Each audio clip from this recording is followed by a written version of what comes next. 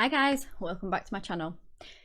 I was just taking a little look through all of my suggested cases and there was one name that just stuck out and that was Richard Chase. And I started to look into it and have you heard of it before?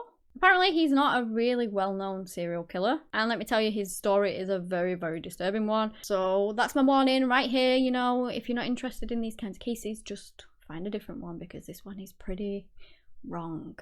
And it falls in with Halloween. This week is All Hallows week. And so I'm going to do cases. My case schedule is going to change a little bit just to fit in with Halloween because Halloween is Sunday, I believe.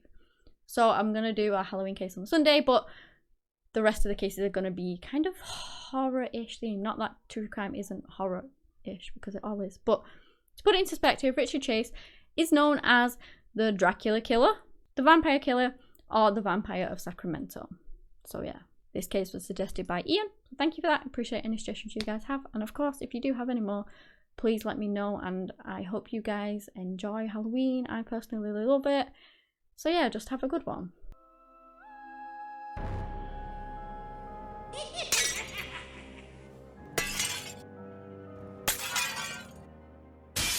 Richard Trenton Chase was born on the 23rd of May in 1950 to parents Richard Chase Sr. and Beatrice. He was born in Santa Clara County in California.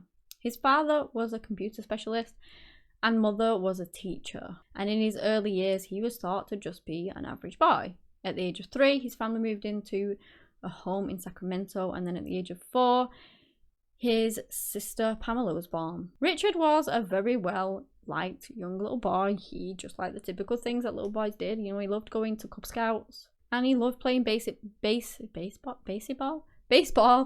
all of the things like that he absolutely loved. He also had a lot of friends as a child too, which is totally the opposite to what you would do in adult life. From the outside looking in, his family dynamic seemed normal, really good, you know, but from the inside that wasn't entirely the case. His parents were very strict and they would give out punishments regular, such as at the age of just 2 years old, apparently he was force-fed, I believe by his father, but I'm not entirely sure on that, to the point where he actually threw up. And on one occasion he was thrown against the wall. You know, it's just not a very nice childhood at all. Not that it excuses anything, because it doesn't. Not only that, his parents had issues in their marriage too. They were fighting all the time, constantly accusing each other of infidelity and all these different things. They just argued a lot.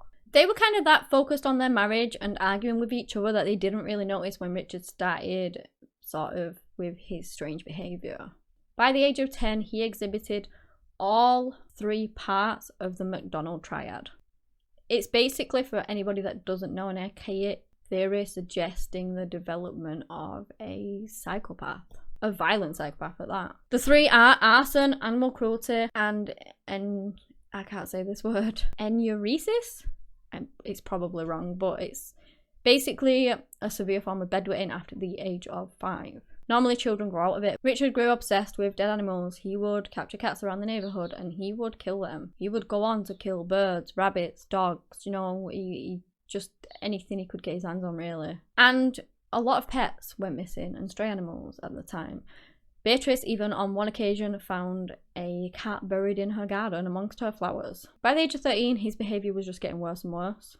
He liked to kill animals, he liked to play with matches and set small fires, and as part of the triad, he was still wetting the bed.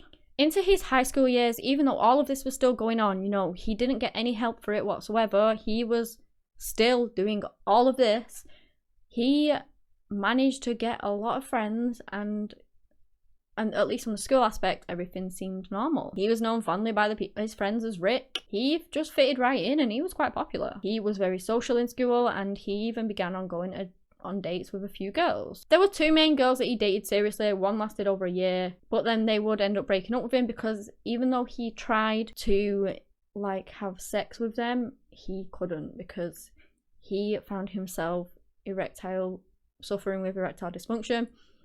And it was, you'll find out why later on, probably because of the way that his mind was set. Even though he was attracted to women, I don't know, they just didn't do it for him. So you'll find out why, trust me, as we get through this case. Richard was humiliated by this. You know, he was only young at the time and it was devastating for him. And it caused him to develop hypochondria as he grew older. I also read that him having erectile dysfunction was the reason behind why he became known as a vampire, essentially, and that it might have sparked one of his earliest delusions in the fact that he felt like he needed to get more blood in his body to essentially make him not dysfunctional, and therefore he decided that in doing so he would drink animals' blood. He often complained about his heart stopping a lot, that somebody had stolen his pulmonary artery, and he thought that if he held an orange to his head, that his brain would soak in the vitamin C via diffusion. So as you can see, he's quite delusional at this point. He began going to parties again. He was very social. He had a lot of friends. He began drinking very excessively, doing some drugs, and he began to stop caring about school pretty much. His grades began slipping. The only thing that mattered to him at that time was sort of the booze and the drugs. Despite all of that, he did actually graduate from Mira Loma High School in June of 1968. And as a present, his parents bought him a Volkswagen. In 1969, Richard was 18 at this time. He was still suffering from erectile dysfunction. And not only that, he was also worried about his instability of his mind, the stress that he was under, the unstable emotions he was feeling, and so he decided that he was gonna himself seek help from a psychiatrist. The psychiatrist saw him, told him that all of this was likely a result of an emotional issue, most probably anxiety or repressed rage towards women. Despite this advice, he never actually got any more help from like that psychiatrist or any other psychiatrist. And maybe if he did, his life could have just turned out so differently. By the age of 21, even though his mother had never abused him physically like his dad had, he became suddenly very scared of her and accused her of trying to poison him. He had actually brought it up quite a few times at this point, and Richard Sr. felt like it was time that his son move out. So his parents agreed that they were going to pay for the rent of like an apartment somewhere or a flat or something like that, and that, you know, it was time for him to move out. He was an adult, he was 21, and he was frightened to death of his mum as well, so they thought that would be best all round. Unfortunately, it wasn't for Richard. It was a massive downfall for him. At this point, he was very isolated, he had no friends, he didn't have any girlfriend, and so to fill his time, he began filling it with other, more disturbing things. He started to eat animals, like raw, in a proper animalistic way, like, I don't know, a lion would eat a deer or something, just ripping into it. His delusions were just getting worse and worse. At this point, he's thinking that his heart is shrinking, and if it shrank too much, that he would die, and this is why he needed to drink blood, because to stop his heart from shrinking so that he wouldn't die. This is when he began to put animals' entrails into a smoothie and blending it all up into a blood smoothie because he felt like that would help his heart from stop his heart from shrinking, I guess. I don't really know. So he's either tearing into an animal like a savage or drinking blood smoothies. And sometimes he would add drugs to them as well. It didn't take long for Richard's body to react that adversely to what he was doing to it. You know, since drinking excessive amounts of blood and all the other stuff that he's doing to it is just really not healthy at all. He actually ended up getting blood poisoning. In 1976, he ended up in hospital. He'd actually injected himself with rabbit's blood, and that is how he got the poisoning on top of everything else. So he ended up being hospitalized. And after 2 days, apparently he escapes. I mean, they must have gotten him back because they ended up sending him to a psychiatric hospital for the criminally insane. Whilst he was there, he gained the nickname Dracula, and I mean, pretty much everyone was frightened of him. They often would find him with blood on his face, and when they would ask, like, where's it come from, he would simply say that he's cut himself shaving, but that was a lie, because what he was actually doing is somehow luring in birds into his window and then killing them and then drinking their blood.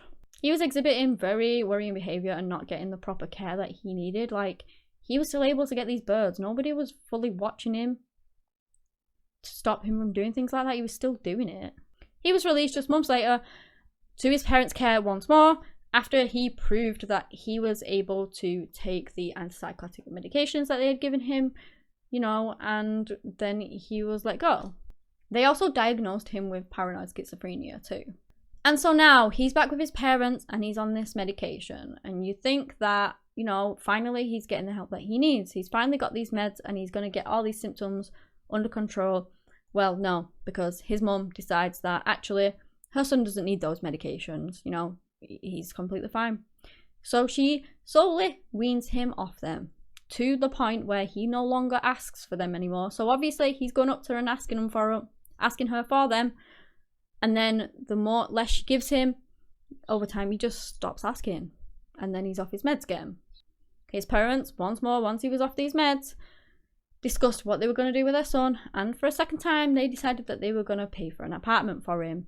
Yeah, because that went so well the last time. And this time, again, was no different. Richard recessed further into his delusions, into his darkness. He began taking animals once more, killing them, even taking people's pets. And he killed them, drank their blood, and then he put them back on the neighbour's doorstep, which is just so sad and horrible. If he stole people's pets, he would call them up and tell them about it, like that he'd killed them. And it was around this point that he began to become fascinated with criminals that he had heard on the news and things like that. The Hillside Strangler was sort of the main one that he was obsessed with, but there were more. There wasn't just the Hillside Strangler. He also began neglecting his health. He no longer washed, he no longer brushed his teeth, he just was dirty. He even stopped eating to the point where literally the blood was the only thing that he was having. And as you can imagine, that made him lose an absolute ton of weight. His parents just didn't really help him at all. On one occasion I read that he turned up at his mother's doorstep with a dead cat in his hand. She answered the door, she's looking at this dead cat, she literally don't care. He slams it down, rips out its insides right in front of her. He smears blood down his face, and then she just stares at him whilst he's doing all this. Normal person would be very disturbed that the son is doing something like this in front of him, but no, she just walks back inside and shuts the door and just leaves him to it.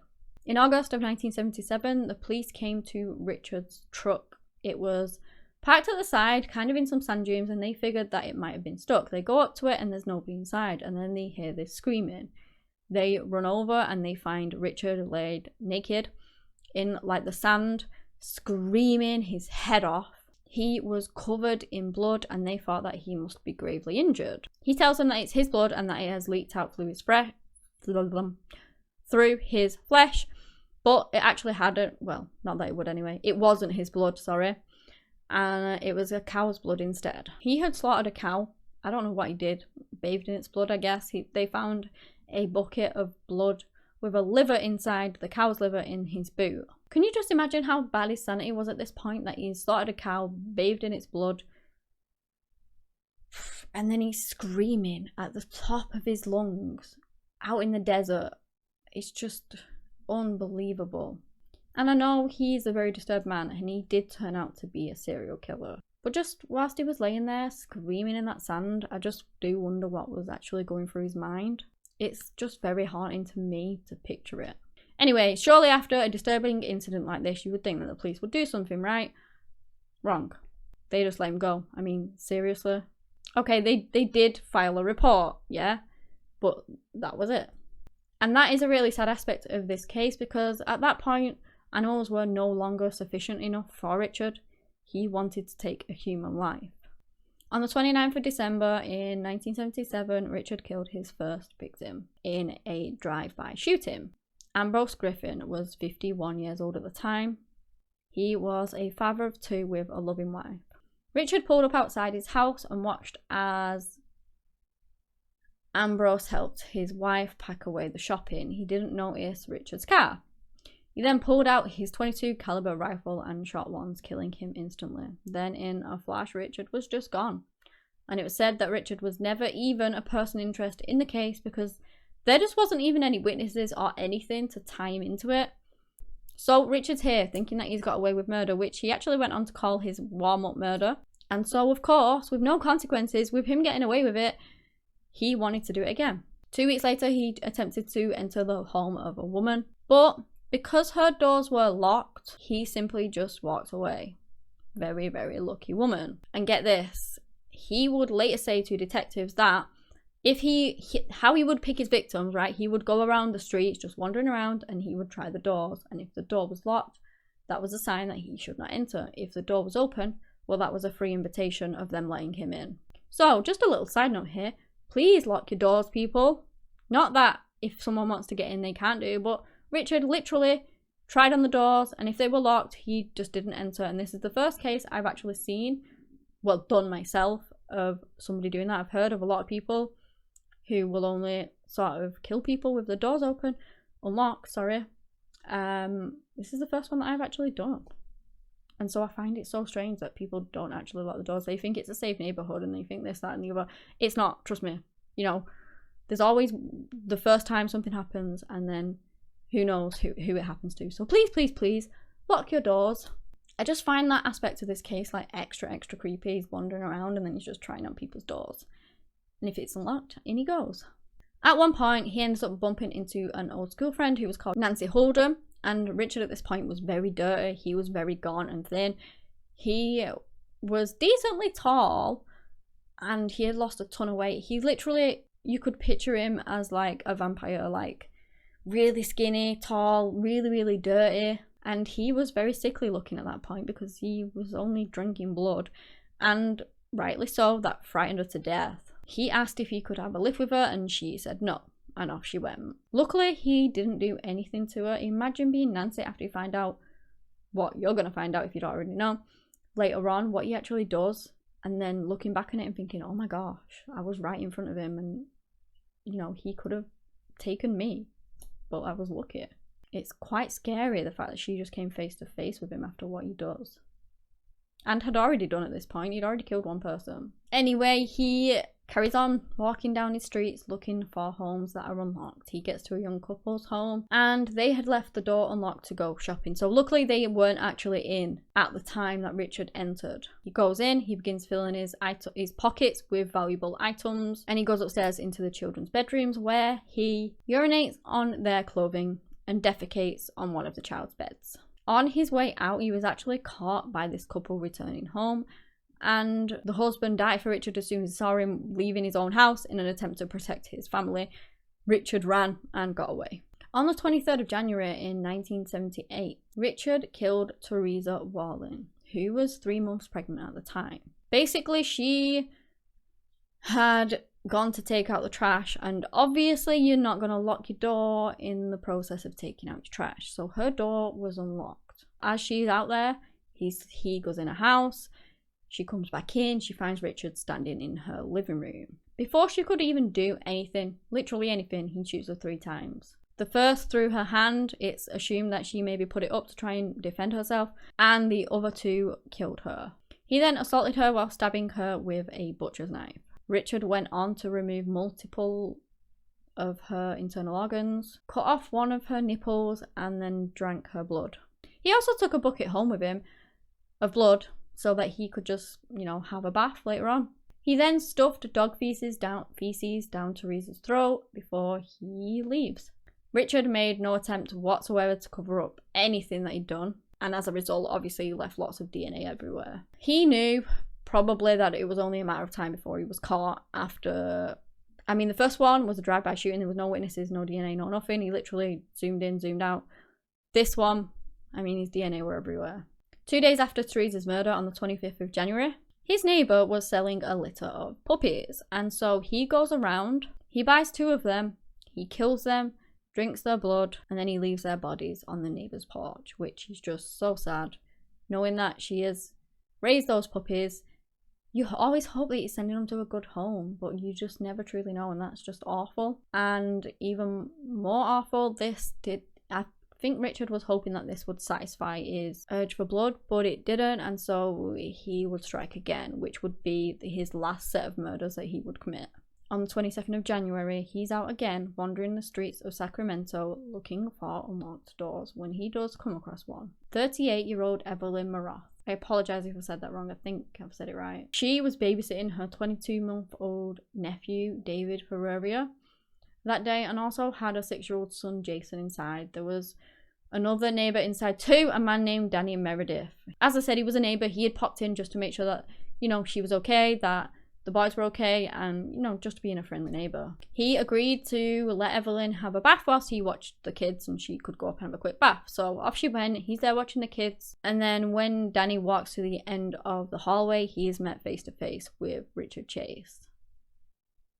Richard was pointing a gun at his head, and obviously He stood there in complete shock. Before he could even utter a scream, Richard shot him directly in the head, killing Danny instantly. He ruffled through his belongings and got his wallet and the keys to his car. The young children heard the shots.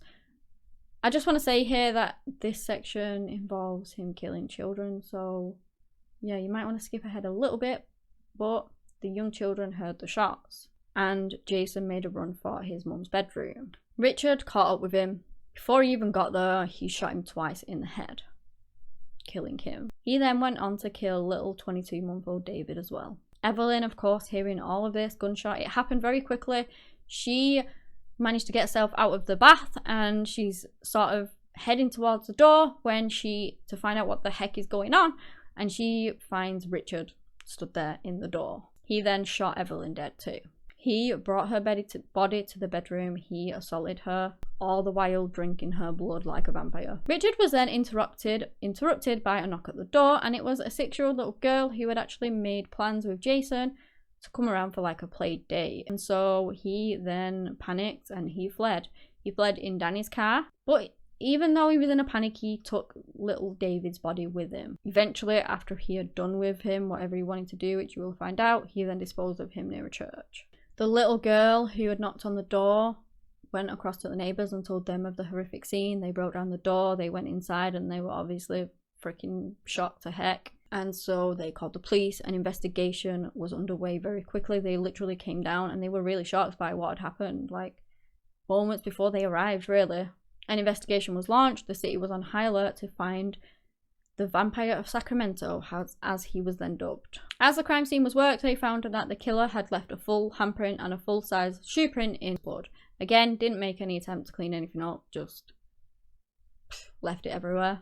Which is obviously good for the police, because they will be able to catch him. In the meantime, while this happening, the FBI were on Teresa's Wallin's case. They had made a profile for her killer, which was obviously his second victim. They said that he was a tall, malnourished loner, unclean, and more importantly, that he would certainly kill again if he wasn't caught, which of course he did go on to do.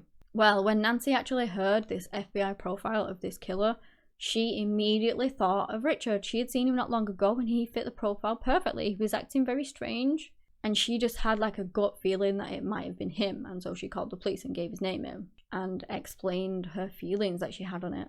They did a background check on Richard Chase. They found that he had a .22 caliber pistol registered to his name, which was the gun that had been used in the recent 6 killings. The police barged into his home as he was trying to escape and they arrested him. His house was literally covered in blood everywhere, including his utensils. I mean, he was drinking the stuff, so I guess he didn't care that it was all gross and full of blood. He told them that, the blood's come from some dogs that he had killed, not actual people. But when they went ahead and searched him, they found Danny's wallet, which he still had on him, he hadn't got rid of.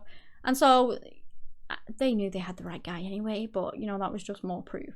And they found a lot of stuff in that apartment when they actually looked through it. They found rotted internal organs, congealed blood, various animal body parts, organs from both Evelyn and Teresa, and one of which I find the most disturbing, little David's brain in a jar in the fridge. Well, it said a container, so I don't know if it was a jar, but yeah, very gross and disturbing either way.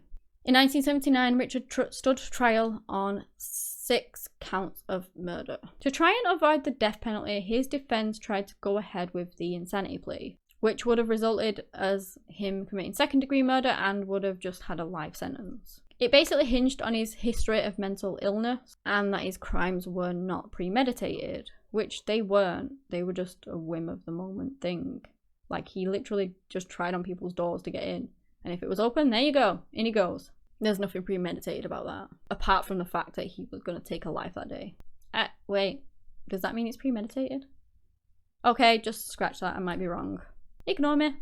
On the 8th of May 1979, Richard Chase was found guilty of 6 counts of first-degree murder, with having been found sane at the time of the murders occurring. He was then sentenced to death by gas chamber. Following his conviction, I have actually read that his fellow inmates were literally terrified of him, knowing just his violent nature and how disturbed of an individual he actually was. And according to prison officials, they tried to convince him to take his own life on numerous occasions. Whilst he was in jail, he was under sort of a prison doctor, psychiatrist person, I think, to take these certain medications, you know, to try and keep everything under control. And so he was taking them, or so they thought, but he actually wasn't. He looked like he was taking them, and then he took them back to his room and he stored them up. He continued to do so until he felt like he had enough to take his own life. And he did. He took them all in a suicide attempt. On the 26th of December in 1979, before he could face his death sentence, Richard was found dead in his prison cell. His autopsy determined that he had in fact managed to overdose on prison-prescribed antipsychotics. My question, what I have wondered, not that I'll get an answer to it, but I wonder whether he actually did it more because the inmates tried to pressurize him into doing it, or whether he just wanted to do it himself. It's just a question that raised in my mind as I was researching this case. But anyway, that's the story of the serial killer, the Vampire of Sacramento. A very disturbing case for a very disturbed man. If you haven't heard of this case before, I'm pretty sure it is one you will not forget anytime soon. I found it really interesting to look into, and obviously mental health cases are always really tragic and sad. I know he was declared sane and found guilty, but he did suffer greatly with his mental health. And I truly just wonder if he had the right help, like if his parents were supportive. Maybe if he carried on taking those meds, that his life might have ended up being so different. But yeah, that's the end of the case. If you have enjoyed this video, give me a big thumbs up, subscribe to the channel for similar content. Anyway guys, that's all I have today on the Vampire of Sacramento, i.e. Richard Chase. Thank you so much for watching, and until next time, bye!